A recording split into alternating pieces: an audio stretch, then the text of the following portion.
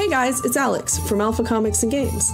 I am interrupting your regularly scheduled Quid Pro Roll episode to let you know that not only do we have a Patreon at patreon.com/Goblins Growlers, where you can get access to some really cool additional Quid Pro Roll content, but we also have Quid Pro Roll content available now at Alpha Comics and Games in Willow Lawn. If you ever want to check us out, we'd love to see ya. And now, on to the episode and all. Thank you guys so much for listening.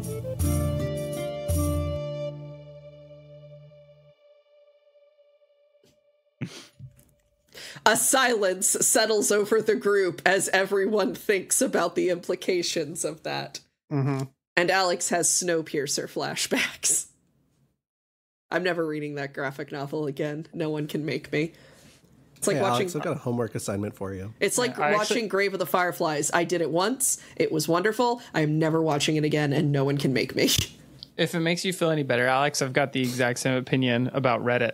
Read it once, never again. Thank you. It's so dumb. This is Quid Pro Roll, a fantasy live play adventure where a party of unlikely heroes embark on a quest to bring dragons back to their world.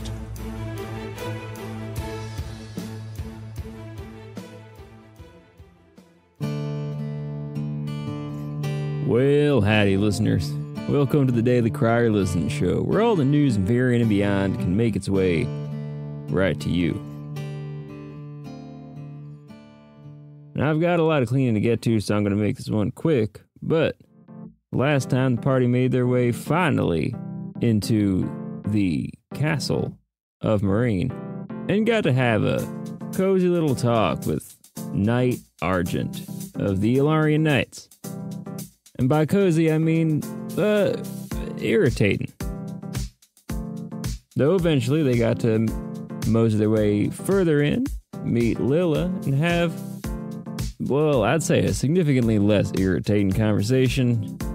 Now, they did learn many a thing, such as when the Borosian army was going to be making their move, and just who some of the people of the Borosian Knights might be. Now, listeners, remember, treat everyone with kindness, courtesy, and as always, y'all take care now.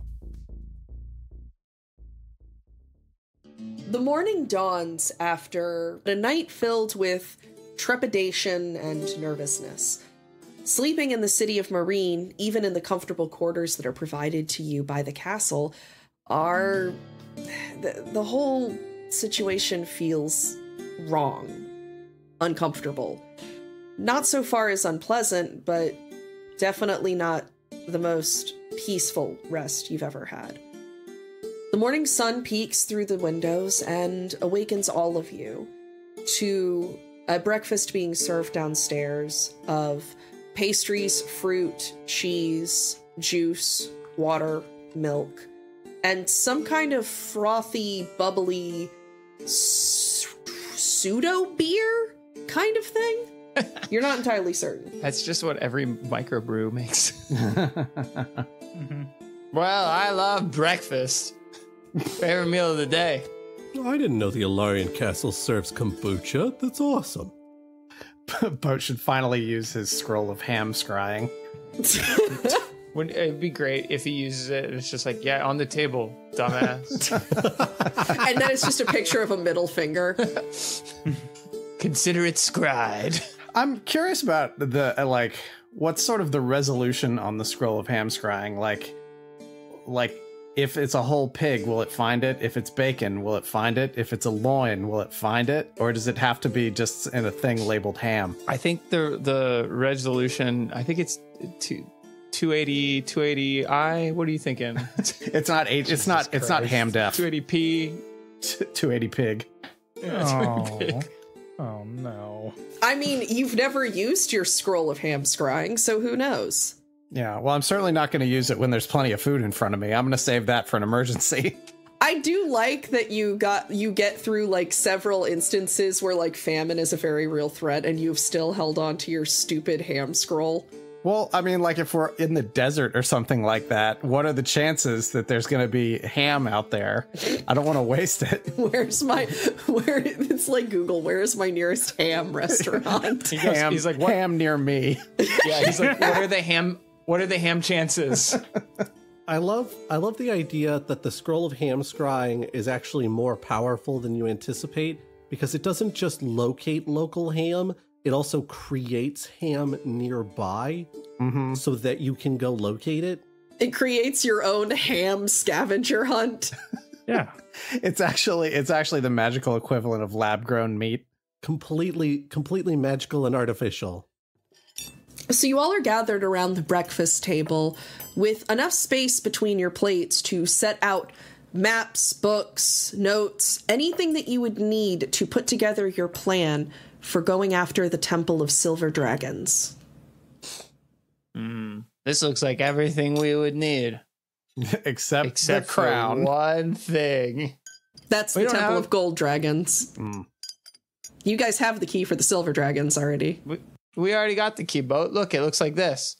Cork noise. I like the idea that I know that Alita. I think Johannes has the mirror pendant right now that Alita gave it to him. But I like the idea that he it looks like this, and he just yanks Alita by the neck to hold up the mirror pendant. That's very funny to me. Just pick up Alita. It looks like this. No, but Johannes is wearing the mirror pendant, so he just has it. Right here. You know it. But it's just the mirror pendant. All right. The crown is for the Gold Temple. I'm saving that one.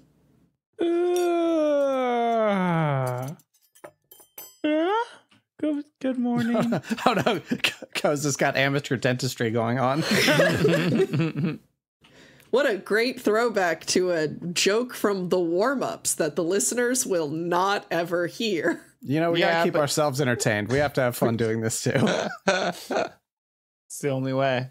Yeah, making the throwaway jokes that only we find are funny are the only way to have fun doing this game that I spend hours preparing for you guys. It's the only way. Hey, Coz. Good morning. So what are we up to? What are we doing this morning? Science. Science? You ever thought about it? I mean, I guess a little bit.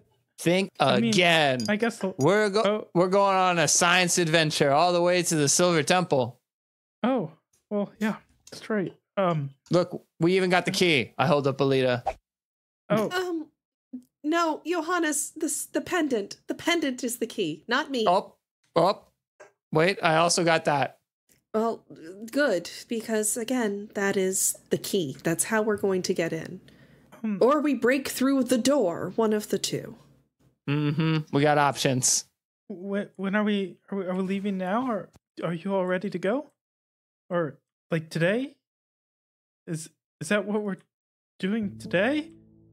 I mean, sooner than later, ideally. Yeah, let's provision up and get going. My understanding is we're not going to have to go far, so there's that going for us at least. No, it's underneath the city, but not far from here. Sounds not far from here. I'm maybe even a little bit near. Let's how do we get underneath the city, Alita? Do we got to take a slide or a firefighter greased up pole? Do we have to ride a giant centipede? Why does it have to be greased up? So you can slide easier. Or maybe an inverted balloon where instead of going up, it goes down. That's just called anything that is not filled with balloon gas. Oh, well, no, anti-balloon gas. I think I know what Johannes is talking about. There's these big net-like contraptions, and you hold them over your head and they allow you to float down. We did that with pants one time. Oh my gosh, that's an anti-balloon. My pants weren't filled with balloon gas. Yeah, that was an anti-balloon. It was a balloon for slowly falling instead of slowly rising into the sky. In fact, my pants were full of rocks, a few scraps of cheese, some pocket sand, probably some limes at that time too. Yep. Yeah, maybe a whistle. Is there anything else any of you want to do before we go? No, I think we're good. I think this is the most pressing thing for us to do. And the cool thing is, since we'll still be in Maryne, theoretically, we can come back and rest up before we head back out on the road. Well, the next thing we would do is get on a boat, wouldn't we? Well, we have to get on the road to get to the boat. Yeah, that's fair. Alita's gonna get up, dust off her clothes, and pick up an apple from the table before heading out of the Grand Hall.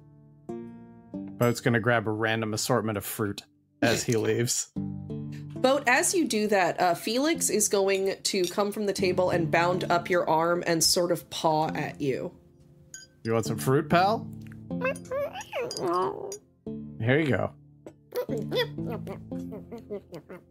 So he begins snacking on the fruit and decides that he will ride on your shoulder. Okay. All right, he's more than welcome to. Also, I will specify that Boat has grabbed no fewer than 12 different kinds of fruit. So if there comes an occasion where Boat has to use a piece of fruit in combat or some sort of puzzle situation, I think there's a die that's perfectly set up for this situation. Okay, you have picked up assorted fruits. Mm-hmm. However many fruits they tell you are in the flavors of a Capri Sun, that is how many fruits you have. Okay, so no Sunny D? No, that's only one fruit. And even then, it is an alien fruit. I don't know if you've ever had Sunny D, but it sure doesn't taste like orange. Wait, it doesn't? It doesn't taste like oranges, but it sure tastes like orange. I've never had an orange in my life, but I've only had Sunny D. And now I'm finding out that they don't taste the same? Yeah. Completely different tastes. The flavors are completely different. Now, the purple stuff, on the other hand, tastes exactly like This explains why you've had scurvy 6 times. Well, Sunny D probably has enough vitamin C, actually. I am not about to Google how much vitamin C Sunny D has. I'll Google that. It says on the bottle it has a lot of... Guys, we have an adventure! A magical adventure to go into a temple dungeon, and all of you are being silly. Well... Yeah, but are we being 7.9 milligrams of vitamin C silly? Is that a lot? I don't know. About to find out. Let me compare that to an orange. So here might be look, Catman, I don't know how else to break it to this to you, but this might be where you're being confused. 7.9 milligrams of vitamin C, which is how much is in Sunny D, is a little bit less than the 51.1 in an orange. Wait, it's more or less? It's less. Okay, because I also didn't learn how to count. That also probably affects your That's flavor. That's probably the nutritional deficiencies from drinking only Sunny D. Mm-hmm. But if you drink 6.5 roughly Sunny D's, then you basically eat an orange. So, or you could eat an orange. Yeah, in vitamin C. But don't ask me about what that sugar content is. How many servings of Sunny D? We should move on. We can continue this later. Well, no, that's a good question. No, I'm sure the listeners are excited for the Sunny D math that we are currently walking them through. We'll take this offline. Yeah, we'll take. You guys have just all that has happened. In the meantime, though, is you guys ate breakfast. You guys gave me plenty of time to create a D12 fruit table.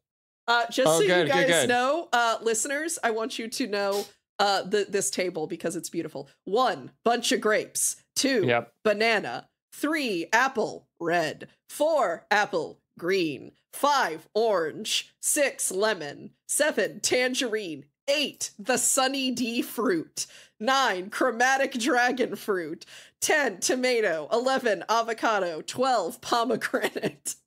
The thing that's incredible about playing in a fantasy world is that you can just make up the Sunny D fruit and it exists. So for the record, Brandon, chromatic dragon fruit was a nice touch. You're welcome. Thank you. I didn't think that's on the record. Record. I didn't put metallic dragon fruit because I didn't think that would be too friendly to your teeth. Yeah, that would be very King Midas-y. Metallica would sue us. Oh no! Lars hears about it. He's like, absolutely not. There's a lot of preparation work that goes into eating a metallic dragon fruit. Yeah, he sends the Danish law after us. Lars and the Dane Law. I do love that. Lars and the Danish law. What a freaking great name that would be. Yeah. It's my favorite children's book. Yeah, you can have that. All right. Oh, thank you. Solinar, Koza, are you guys going to do anything before you head out? No, I think Solinar's actually going to hustle off after Alita because he's had a couple of thoughts about silver dragons and Alaria specifically and is wondering if they will pertain to the temple. Oh no, Alita, Solinar's been thinking again. Be careful. Yeah, Koza just does his normal, like, gets his odds and then, puts his pack together, grabs his, all his, like, odds and ends. Bull jumps into the basket. Yep, Bull's ready to go. Bull wiggles in comfortably into the basket. Mm-hmm. Yeah, and swings that back on his back and says, all right. Oh, I don't think he says all right, because I don't think... Koza's Matthew McConaughey all of a sudden. Yeah. Like, all right. So you say it, but you have to say it nervously. All right. All right. So you set out of you get off of the palace grounds. It is at that point, Solinar, that you will catch up to Alita. Johannes, as you are walking, you actually know exactly where to go. You feel almost like you're being pulled forward down the streets of Maryne. I feel like I know where to go. I feel like it's this way. Johannes, like, power walks past everyone. Pretty sure this is right. Alita! Yeah? So, Silver Temple. Alaria is protected by a lot of, like, magic barriers and stuff, right? Yes. At least I'm pretty sure. That's gotta be partially Silver Dragon doing, right? It's likely that it was helped. So what do we know about the Silver Temple? Did Alden ever say anything? Would you trust it if he did? I mean, wouldn't expect him to lie about something like that, especially to you. Yeah, he was very truthful and honest with me at all times. Well, I think there are some things that perhaps he was less proud to talk about that probably he didn't talk about for that reason. Such as all of the nymphs being influenced by his presence, which I could understand. I don't always want to talk about kidnapping people, I get it. Only sometimes. Only sometimes. He's like, it's not my favorite topic. Yeah. Look, I know everybody could get really burnt out on kidnapping talk if that's all we talk about. I mean, if it comes up naturally in conversation, that's one thing. Yeah, what are you going to do? Solinar, Alden, the only things that he would tell me were that all of the temples are rooted in the inherent nature of the dragon they worship. So, silver temples are going to be pretty arcane. I am anticipating a lot of magic shenanigans in the temple. Oh no. I'm not good at magic shenanigans. I'm barely good at magic at all. That is probably something we're going to have to figure out then. Because my magic is gone. Boat is almost not allowed to do magic because that has been a bad experience. I've done great things for us. You almost killed Solinar. Did I? Yes. I was there. Almost killed Solinar, right? But let's not let that overshadow my fantastic Rosemary disguise. Actually, thinking about that, Boat, have you ever done a single thing with your magic that's not inherently harmful? I'm sure if I had enough time, I could come up with a really good example. But we're very pressed. We have to get to the temple. We have to go now. The fact that you have to think about it that hard raises concerns and also questions. So yeah, Boat's not allowed to do magic anymore. You're not great at magic. My magic's gone. Johannes's magic is more of the celestial gods thing, and Koza's magic is gross. What was that? Excuse me? I said what I said, Koza. But did you mean it? Koza, we were having a conversation. Can we barf off again? You do the mushroom barf. I'm gonna do the. I'll see what I can come up with. Barf, barf, barf, barf, barf, barf, barf. You weave through the streets of Maryne, guided oddly by Johannes, who is marching forward with purpose, direction, and an absolute knowledge of where he is going. I think it's this way. Nope, wait, we're going back this way. Oh, it's definitely this way. You twist and turn through the streets before, after some time of walking, finally coming across a large, elaborate building. The roof of it is held up by pristine, shining columns. The stairs that vault up are clean, beautiful, and seem to shine in the light. They lead up to an enormous carved door, probably about the size of your average house. You have reached here we are. The Maryne Academy of Magic. Here we are. We're at the Maryne Academy of Magica. That's my favorite Magica spinoff. It's a Magica My Hero crossover. Well, we made it. This is it. Alita, remember, you're the key. I am not accustomed to anything good coming out of this place. Are you familiar with this place? Well, I can tell you it's very challenging to rob. Oh, okay. Does Rob not get good grades here? You could say that. Yeah, you could say that Rob gets terrible grades because Rob is kept out at every turn by a variety of magical mishaps and maladies. Oh, that's a shame. Aww. This should really make some accommodations for him. Rob. We gotta support Rob. Okay. Maybe we should put Rob in somewhere. Maybe like a safe place, a bank. Robin Bank. That's a great name for an NPC. Robin It's Banks. a really good name. Let's make a note of that. Note to future self: Robin Bank NPC name. Oh man, anybody who comes to a public Goblins and Growlers game, I hope that we've already built a pre-built that has Robin Banks. You are going to ascend the stairs, which are a lot taller than you thought they were going to be upon starting your ascension. You're about midway to 3/4 before you kind of need to pause for a minute. How are the nerd wizards that this academy puts out able to vault these stairs day in and day out? Dude, these nerds are gonna have calves of heckin' steel. They don't leave. They just stay in their rooms playing massive magic online role-playing games. It's a little spell called Longstrider. Josh answers like a probably accurate in-world answer. Brandon and Alon just continue to descend into madness. Just having a good time on the descent. I won't stop you now. Oof. Oh, come on! That wasn't even the worst one of those I've done. Mm-hmm. I did like the oof though. That was a good oof. Yeah, that was a soundbite. Oof. You're able to ascend the stairs and enter the academy proper, finding yourself in a grand hall decked out in dark mahogany floors, soaring dark blue tapestries, beautiful celestial elements of gold peppered along the ceiling. You feel almost as if you've walked into some kind of observatory or a planetarium. The students that walk about are outfitted in robes of various rich blues, purples, and greens. Many of them carrying enormous tomes that look older than probably the last 3 generations of your family combined.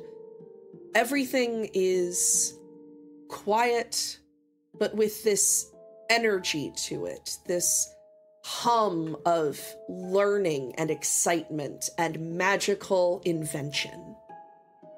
Do you guys hear it? Sounds just like that. I can hear it. Yeah, it's like a G flat. Speaks to me. As you walk further in, you feel occasionally small tremors throughout the building entirety. Occasional moments where you feel flashes of heat or hear the sound of lightning striking nearby. Oh, I'm glad you did that so that the lightning striking behind our monitors will Be so naturally mixed in. You're welcome. Yeah. Maybe the Academy's internet can also go out at an inopportune time to really drive home the diegetic elements of this setting. It is absolutely pouring here. Right in the middle of a very important sending meeting at that. So, like, everybody has to reboot their stones. One guy just gets the legs of another guy. You see one of the mages just, like, saying, "Can you hear me now? Can you hear me now?" Hold on, let me move to a different ley line. Yep. Yeah, I'm just gonna stick to the middle of the group on this one. I have no interest in interacting with anyone here, just on the off chance that anyone here has any idea that I've ever been inside these walls. How would they know that you've been inside the walls, Solinar? And have you been inside these walls? Do you know where we're going? Nope, I sure don't. I may have some mild familiarity with a couple of the upper floors. But I'm certain that's not where we're going, so we should avoid them at basically all costs. Is the pendant telling me any direction that we should go? It is. It's guiding you deeper into the academy proper, past what appear to be libraries, classrooms, a large dining hall, into a smaller room that you see has a sign on it that says admittance only by permission.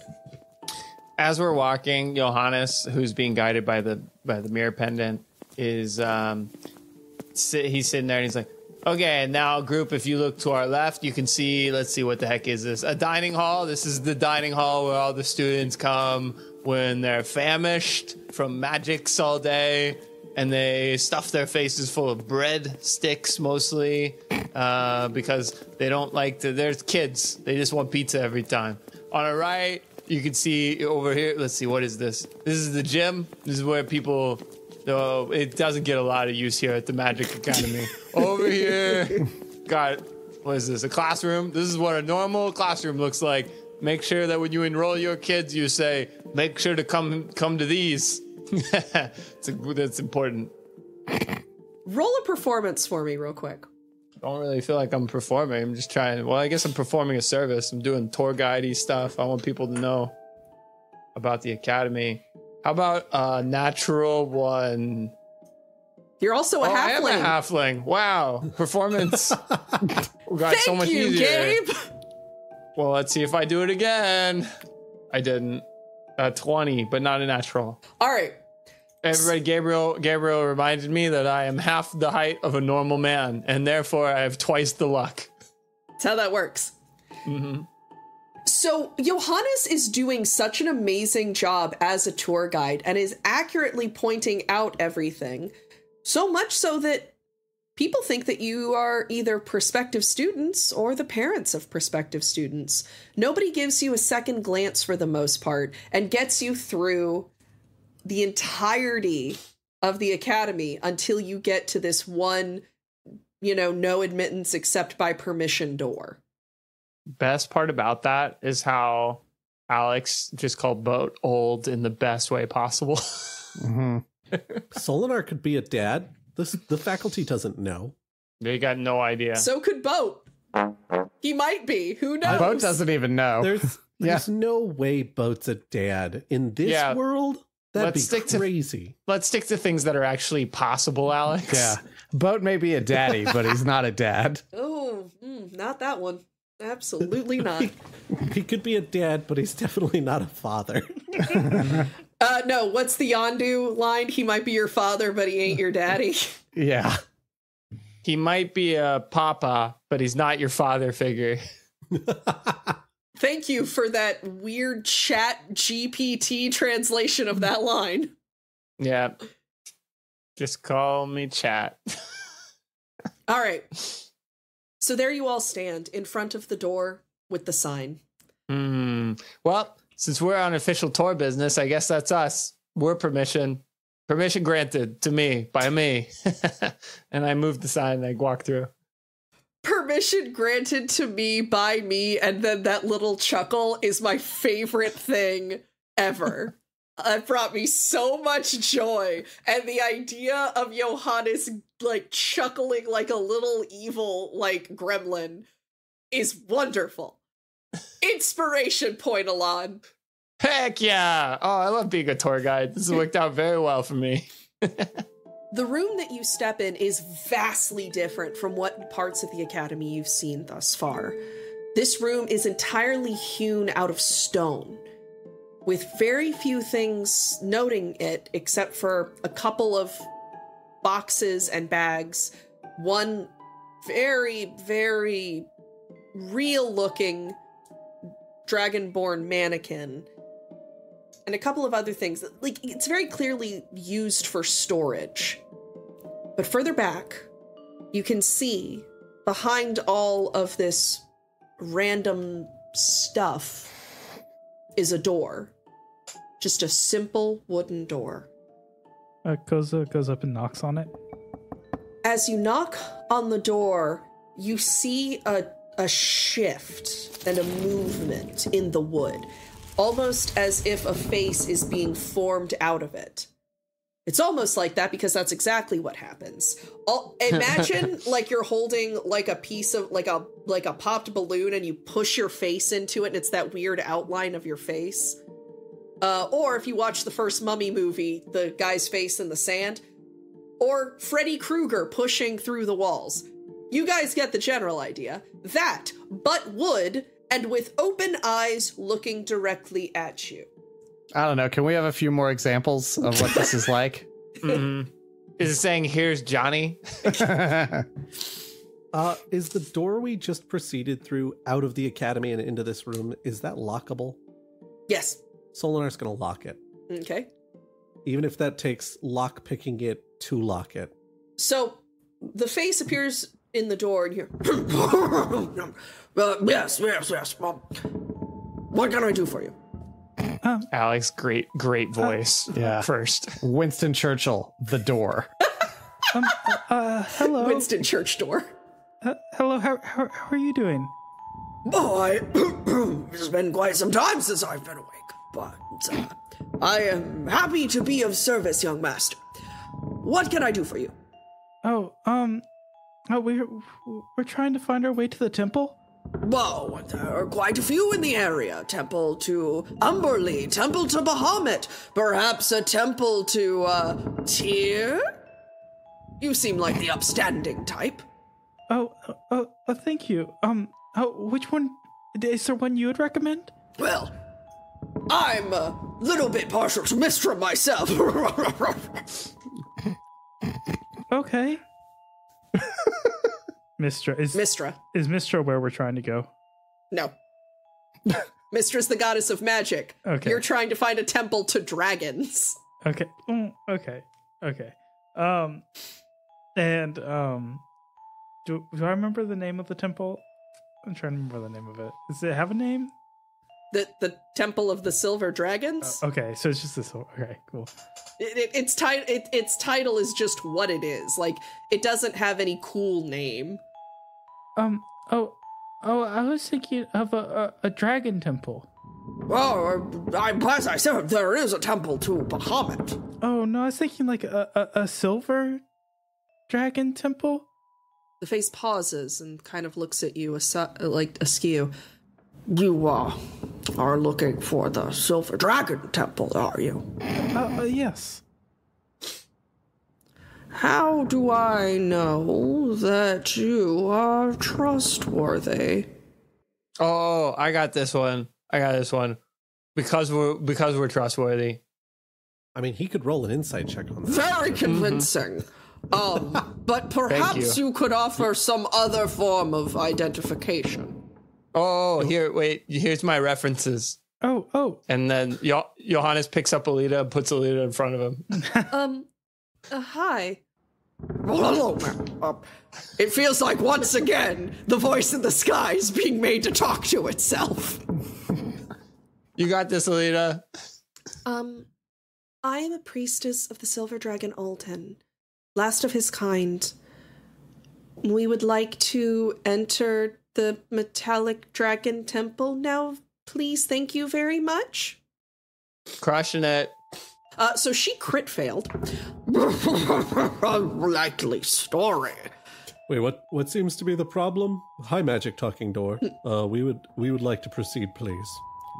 Yes, and as soon as I can verify your trustworthiness, you will be allowed to pass. Do you need some kind of key, maybe? Some kind of identifying artifact that would show you who we are? If such a thing existed. Johannes, if let's hide it this now. If it existed, would it look a little bit like this? And Johannes holds up the memoirs of Bradley Chattingtonson. I need you to roll a flat d20 for me. Okay. Well, D20s are kind of roundish. Yeah, a 7. The memoir. I am not familiar with this Bradley Chattington, but it says a life on stage. I don't trust actors. Well, okay. Maybe that's not something that would prove anything then. I have absolutely wasted this voice on this door. Yeah, this door sounds like it's about to go punish Jar Jar Binks for getting involved in Naboo's affairs. But the good thing about that... Oh, Alex man. just laughed so hard that Zoom was like, that's not a sound that's supposed to go through a video call. Yeah, that was a legit joke, though. That was sick. And on that note, what about this? Here's a note from the Queen. Let me see that. Okay. Well, a note from the Queen is quite a note on your character, as it were. All right. I'll let you pass, but you best behave yourselves. Oh, I didn't expect that to work, but all right, excellent. The face is going to meld back into the wood of the door, and the door is going to open with the squeak of a hinge.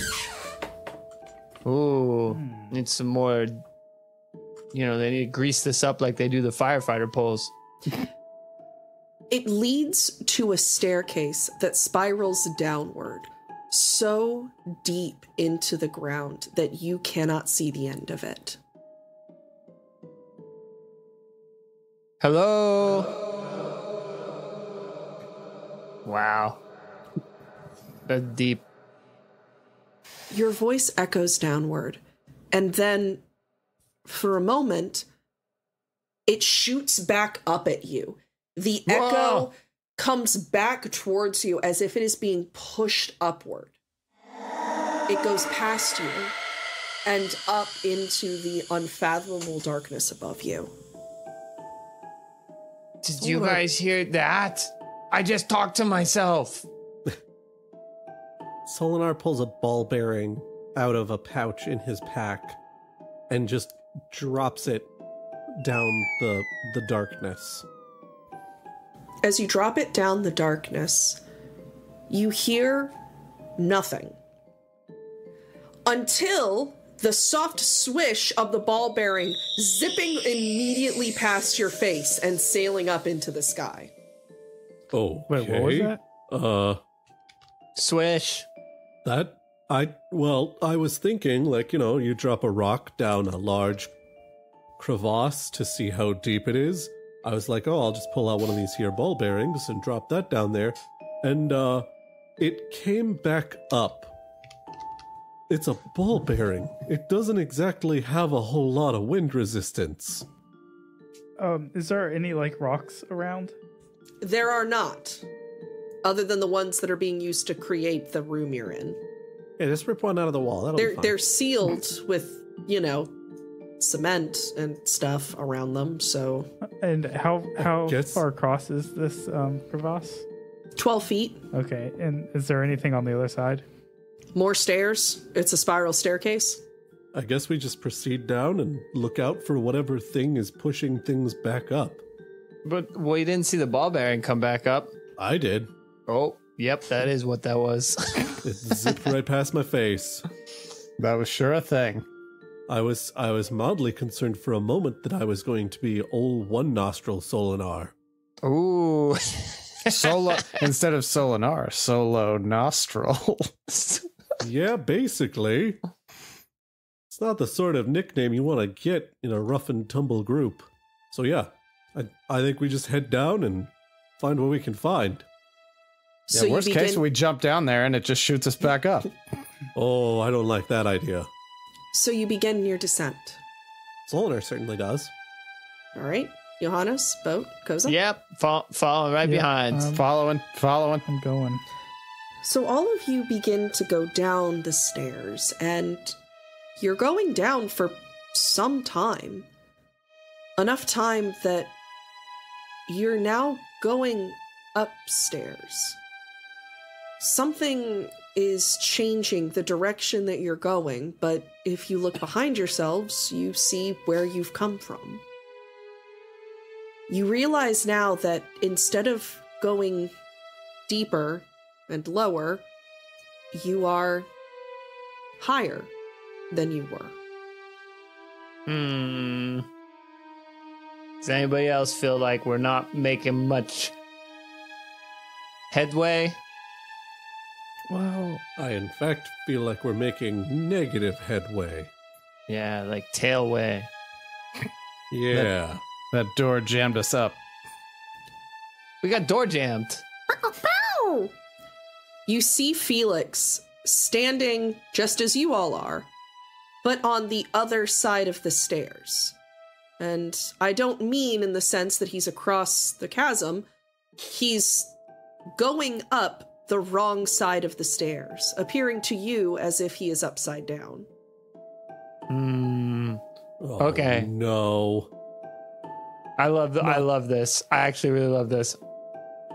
I'm gonna jump and I'm gonna see if I can stand on those stairs. Get ready to catch me if I fall. I'm gonna try to do a half flip. Don't let me hit my neck. So A half you're going flip for to- a halfling. So you're going to jump and then like twist in the air so that you can land upside down on the stairs? Yeah, and I'm gonna think that's ground. So you're able to twist pretty confidently and easily. It looks majestic with your cape and your hair, following your twist until you yourself are also standing on the other side of the stairs along with Felix. Oh my gosh, Felix. Look at those fools down there. They're standing on the ceiling. Those fools. You fool. Go. You guys Those chumps. you guys are walking on ceilings. oh. Here, Koza reaches up a hand. I take the hands and I pull up a Koza. Oh. Koza, you too feel as if gravity immediately inverts, sealing your feet to the stairs. Oh. Solinar is going to move to a point where the stairs are fairly open and just jump as high as he can to see if he can invert onto the stairs without putting himself over the crevasse. So If it's acrobatics, it's a 19. it is acrobatics. So you're able to jump and flip, and there's a moment where you can feel yourself beginning to descend down as if gravity has not changed. But after a moment, you're caught and it goes whoop, and puts you feet connected to where you're trying to go. I've heard of these before. Non-linear spaces, I think they called them. Spoiler alert, the Silver Temple is just the back rooms. Good luck. So curvy. Boat? Boat's gonna attempt to make the jump here. He's knees weak, arms are heavy, palms are sweaty, nervous, but on the surface he's calm and ready. Let's see if there goes gravity. Boat, jump already. Yeah, he's nervous. Oh god, I crit failed. Oh no. So You are nervous. Yeah. as Boat There's vomit on my sweater. Boat Already? leaps across the chasm in an effort to reach all of you, but mistimes his jump and begins plummeting down the center of the stairs. Boat, you're falling for about a good 30 seconds before you feel something catch under you and just throw you upward, completely reversing your trajectory in a way that makes your organs feel like they're moving in your body wrong. You sail upward, and I'm gonna have you roll a dexterity saving throw to see if you can catch yourself. And as that's happening, you hear the party go, Boat!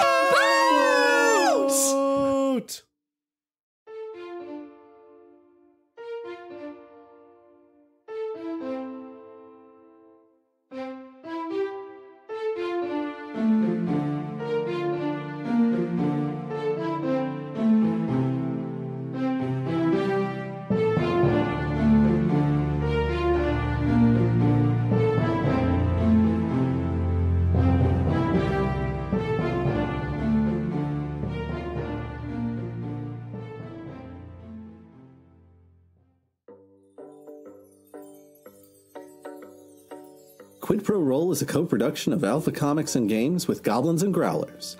Our audio production and all original music composition is provided by Gabriel Perez. He can be found at Amethyst Audiomancer on Instagram. The voice of Alita and our DM for the podcast is Alex Smith. She can be found at Alpha Comic Games on Twitter. The voice of Charles Gravy Boat Barnes is Brandon Dingus. He can be found at Way of Brandalore on Twitter. The voice of Eek and Koza are Chapman Adams. He can be found at What Are Birds on Instagram. The voice of Johannes is Alan. He can be found at The Dungeon Meowster on Instagram. And finally, the voice of Solinar is me, Josh Maltby, and I can be found at BlackCloakDM on Twitter. Thanks so much for listening.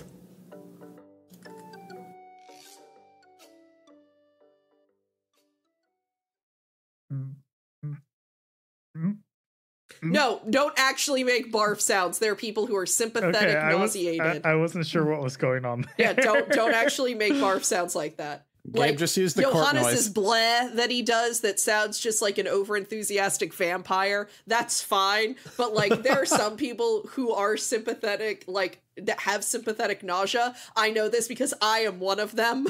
Sorry. Don't do that. Yeah, like I said, the bleh vampire thing is fine, but don't actually hork. We have a friend who can't even read the word barf too many times without being like, oh, terrible. I have a question. Do you get like that same feeling from a like if a cat is making the bleh scent noise? Oh, dude, the noises that cats make are insane. They hate it. They're not good sounds. They are bad sounds. Also, it does help, though, that cats, for the most part, if they're gonna, like, do a hairball, sound a little bit more like they're sneezing backwards than, like, horkin'. Sneezing backwards. I have no better way to describe what Sprig does than that. Yeah. She's a very fluffy cat, and I imagine that makes things harder on her. Yeah. Hey, sound guy, what I'm gonna give you is a achoo, and I'll let you work your magic. I can't make that sound. I don't have cat lungs. I love how Alex is like, hey, we got sympathetic horkers on. And then she immediately is like, but do we have sympathetic horker cats? All right, that can just be cut. Just use that sound for whatever would be useful for, Gabe. Okay, that's a good joke. Hold on, let me real quick try. That is both the most accurate of all of the sounds we did, and also sounds like it came from a Super Nintendo game. Ooh, that's a compliment. Yeah. I'm very pleased with myself about that. Right? Super Nintendo. SNES.